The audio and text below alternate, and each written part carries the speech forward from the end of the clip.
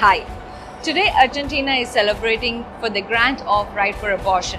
While congratulating them, I want to point out to a common fact that women from developed countries are still fighting for their right to have a say on their body. India, being a developing country, has granted this right way back in 1971, where a woman can choose if she wants to get pregnant or if she wants to abort.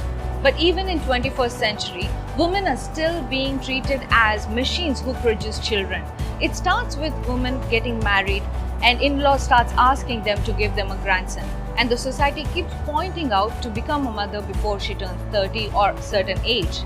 I know that it is quite common in Indian culture, but it is not fair to ask of these to a woman without even knowing if she is ready to become a mother or not.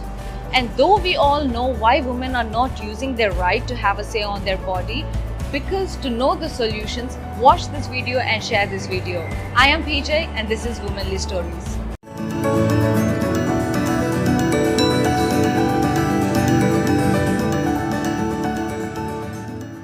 Before we know about the solutions, we must know why women are still not having the say on their body.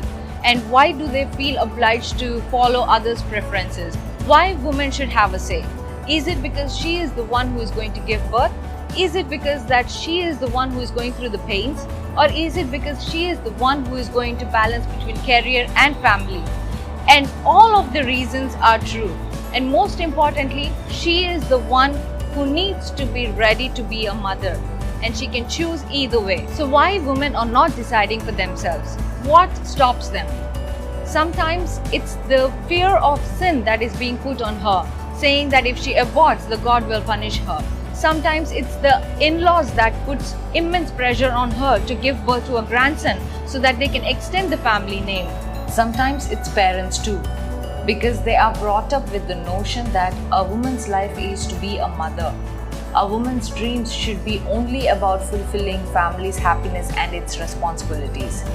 In all these reasons, society norms plays a major role because society takes a great difficulty in poking their nose in others' personal life and tells us what to do and how to be. For them, it's not okay to talk about sex education or even to show public display of love. But when it comes to giving birth to too many kids or a grandson, even after having a couple of daughters, it is all fair ask. Because I promised to not just talk about the struggles, but also come up with solutions. Here are the solutions for every person in this planet. Because the society has made it a norm for a woman to become a mother as soon as possible, it is also the society's responsibility to break this norm. To start with, first, parents need to start educating their kids, both boys and girls, to utilize the liberty of putting themselves first. Though it's a simple thing, it does matter when the parents start treating their kids as adults and give their support on their decisions. Additionally, educating them about responsibilities of being a parent and how bringing a life into this world is not about cuteness and extending family name. And the message for in-laws and society.